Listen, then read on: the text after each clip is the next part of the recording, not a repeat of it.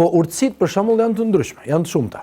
Ne nëse për aq pak kohë sa kemi, po të përqendrohemi për shembull, mund të fillojmë menjëherë me kuptimin e duas të pejgamberit sepse për mendimin tim gjithmonë ka një kuptim të veçantë, ndryshe nga duat e tjera. Për shembull pejgamberi alayhis salatu kur thotë falin 2 rekat namaz, pastaj thoni Allahumma inni astakhiruka bi'ilmika wa astaqdiruka biqudratika. O Zot, unë të kërkoj ty të më japësh të mirën e një pune nëpërmjet dijes sënde pakufishme. Pra ne nuk dim. Të ardhmen se çfarë do ndodh, ne nuk dim.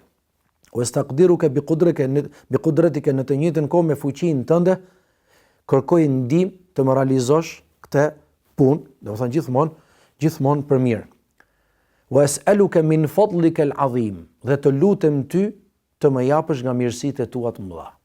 Mirësitë e Zotit nuk kanë fund. Më jep nga ato mirësi o Zot. Që do të thotë në këtë punë bëje të bereqetshme që të ketë mirësi.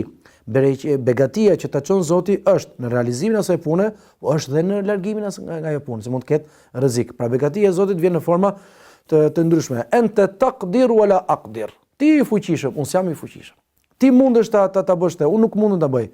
Wa ta'lam wala a'lam. Ti i din dhe unë nuk di. Wa anta 'allamul ghuyub, dhe ti je i gjithdijshëm për gjërat e fshehta.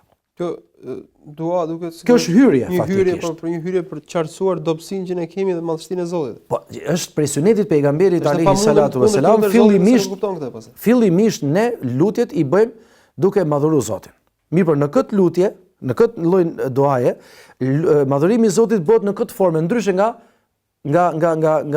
hadithet të tjera apo nga lutjet e tjera që bëhen duke përmendur drejt për shembull cilësi apo emrat e përveçëm të Allahut subhanahu wa taala. Këtu përmendet diçka që lidhet menjëherë me praktikën. Për shembull, kur thotë në fund të hyrjes, wa anta 'allamul ghuyub, dhe ti e din të fshehtën, ne nuk e dim të fshehtën, ne jemi dorëzuar. Pejgamberi alayhi salatu wassalam kur na mëson çështjen e duas, e cila flet për përfundimin e punës, e cek, duke siç vjen në duan e istikharës, nëse ti o Zot din që kjo punë është më e mirë për mua, në cilin aspekt përmendëm?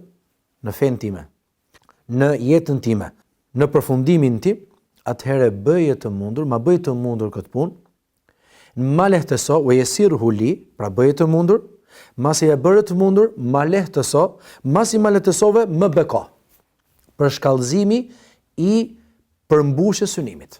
Nuk është synimi thjesht unë të jem afër ati lloj ose më themi të përballem me qëllimin, është afër me qëllimin dhe e kryeva këtë gjë. Jo.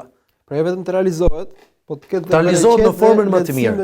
Përderisa ti e dorëzo Zotit, përderisa ti po i kërkon atij që depot e tij nuk shtarojnë, pasuria e tij nuk mbaron asnjëherë, dija e tij është e pakufishme, atëherë mos kërko diçka të pakët. Sikur pejgamberi alayhi salatu wasallam që thotë kur të lusni xhenetin, lusni maksimumin e xhenetit. Jemi ambiciozë jemi ambicioz sepse u futën në derë të bujarit, mbaroj.